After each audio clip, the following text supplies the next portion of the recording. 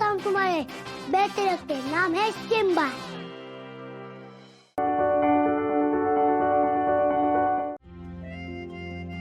अर्जुन, नेमकं काय तुझ्या मनात? हे फुलं का ठेवलीस तू इथे? सॉरी म्हणायचंय म्हणून की अजून काही? अप्पे, तू पण ना कधी कधी असं काहीतरी करतेस. 7 वर्ष मागे जातो ग मी. मिस्टर काय करतात? मिस्टर माझे इंजिनिअरिंग कॉलेजवर आहेत. तेही शिकवतात. हो. पण तुमच्या घरात कोण कोणाला शिकवतं? मीच. तुम्हीच त्यांचा क्लास घेता.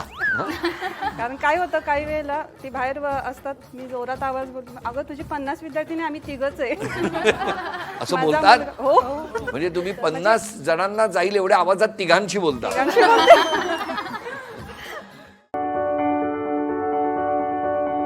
प्रपोज कुठे केलं त्यांनी फोन बूथ वरूनच समोरच्या कॉइन बॉक्स वरून माझ्या कॉइन बॉक्स वर कॉल केला होता. रोमॅन्टिक आहे सिच्युएशन नाही? म्हणजे फनीच आहे ते खरं. त्यांनी तिथून कॉइन बॉक्स केला आणि कोण बोलतंय, प्रणिता बोलतेय का म्हटलं हा.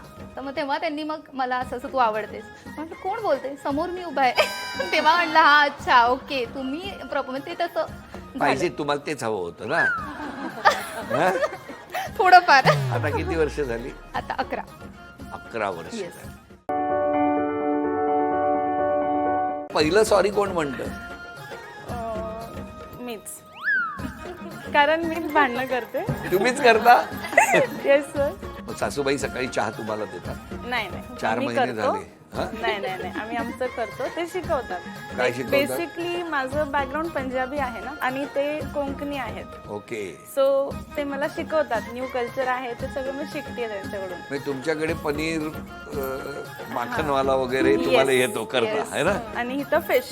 इथे प्रॉब्लेम सरसोदा साग वगैरे सरसोदा येतं. साग. येस. पारू, काय झालं?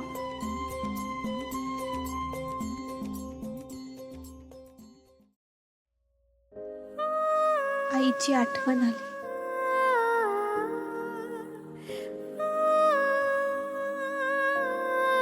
तुझी आई कुठेही गेलेली नाहीये. ती तुझ्या समोरच आहे, तुझी देवी आई.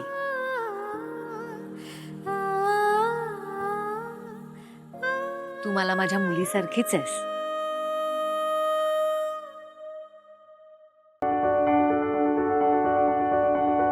एका आईच्या हातनं घास मिळणं काय असतं हे मी नाही सांगू शकत तुम्हाला. इश बी पिला असतं मी, आणि हे तर फक्त तिखट होत. कसं आहे ना दामिनी मॅडम, मनात श्रद्धा असली ना की की कसलं कडू आणि कसलं तिखट. काय गे पारू, मनात श्रद्धा आणि भक्ती असायला वहिनी काही देव आहेत का? वय त्या देवच आहेत माझ्यासाठी. अन्याय करणाऱ्यापेक्षा अन्याय सहन करणाऱ्याची चूक मोठी असते. तू तो गाजरचा हलवा खायला नकार द्यायला हवा होतास. देवी आई, कसा नकार देऊ मी? माझ्या देवी आईने स्वतःच्या हाताने तो बनवला होता. एका आईने तो मला भरवला होता, मग कसं नाही म्हणू मी?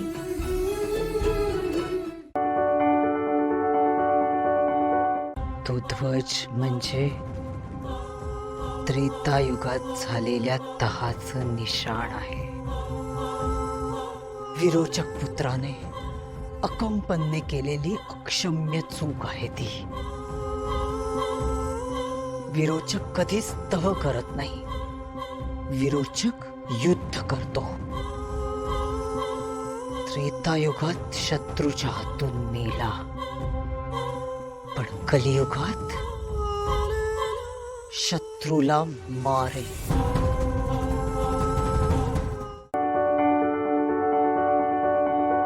माझा पुत्र कंपन कलियुगात तिच्या अंतिम कन्येच्या पोटी संतान म्हणून जन्माला येईल आणि त्रिनयना अशा रीतीने या 10ची पूर्तता करेल. परंतु हे ध्यानात ठेव, नेत्राच्या गर्भात पौर्णिमा नाही, अमावस्या वाढायला हवी. पण म्हणजे नक्की काय करायचं मला नाही समजलं.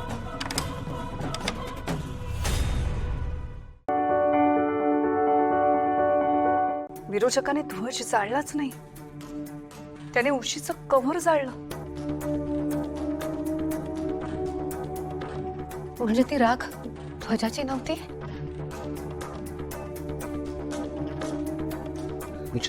ध्वज अजूनही विरोचकाकडे.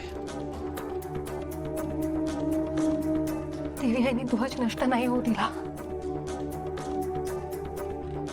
मग विरोचकाने असं का केलं असेल?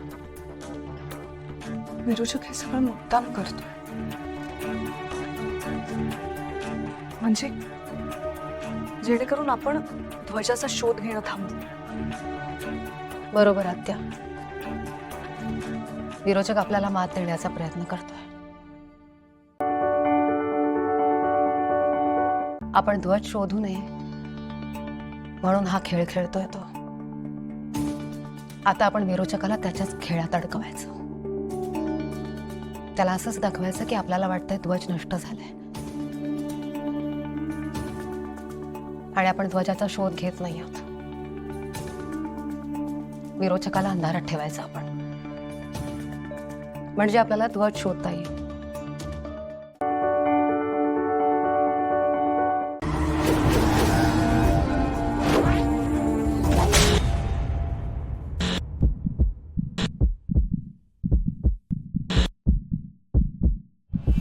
Oh my God, impossible.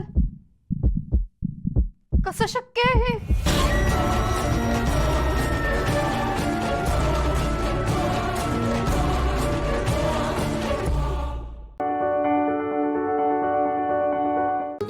Jamale की जमते की नाही माहित नाही, पण मला मजा खूप येते. होय. अरे नव्हे, तेच महत्वाचं आहे.